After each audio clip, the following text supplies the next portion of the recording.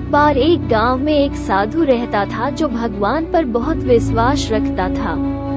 यह बार वो साधु पेड़ के नीचे बैठा था और भगवान को याद कर रहा था तो अचानक वहां बाढ़ आ गई। चारों तरफ पानी ही पानी। सब लोग अपने आप को बचने के लिए ऊपर पहाड़ की तरफ भागने लगे। उनमें से एक आदमी देखा कि इस हालत में भी साधु जी भगवान की तपस्या कर रहे हैं। वह सोचा कि ये अपने आप को बचने के लिए कहीं जा क्यों नहीं रहे हैं, तो उसे साधु से बोला, अरे आप कहीं जा क्यों नहीं रहे हो? आप भी मेरे साथ ऊपर पहाड़ की तरफ चलो, नहीं तो डूब जाओगे। साधु बोले, अरे हमें क्या होगा, मैं भगवान की इतनी तपस्या करता हूँ, मुझे कुछ नहीं हो सकता, मुझे भगवान अपने आप बचाएगा।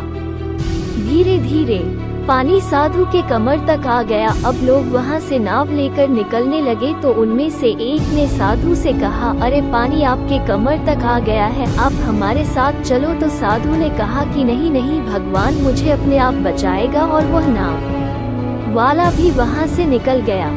कुछ देर बाद पानी इतना बढ़ गया कि साधु के सर तक पहुँच गया और अब लोगों को बचने के लिए हेलीकॉप्टर निकलने लगे।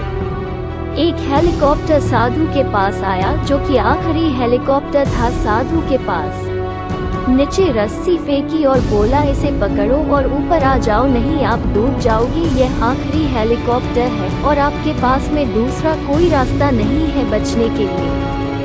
साधु ने कहा, यह रस्सी वापस ऊपर खींच लो और आप चले जाओ। मुझे भगवान के ऊपर पूरा भरोसा है, वो मुझे बचा लेगा।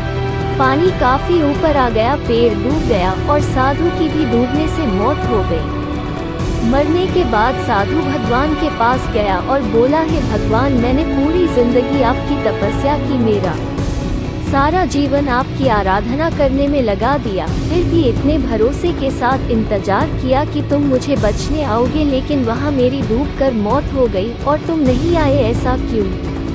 भगवान बोले, मूर्ख इंसान, एक नहीं 3 बार आया था, वो तीनों बार मैं ही तो था। पहला पैदल, दूसरा नाव के द्वारा और तीसरा हेलीकॉप्टर के द्वारा, लेकिन तुमने मेरा एक भी अवसर पहचान नहीं पाया। पता नहीं किसका इंतजार कर रहा था।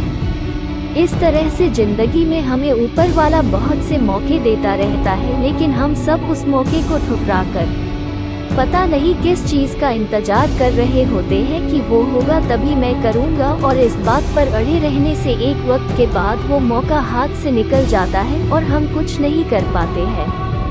तो किसी भी अच्छे समय का इंतजार मत करो, जो भी करना है आज और अभी से ही शुरू कर दो। ऐसी ही और शॉर्ट मोटिवेशनल स्टोरी, स्पीच और कोट्स के लिए मोटिवेशन की आग पर आकर देख सकते हैं।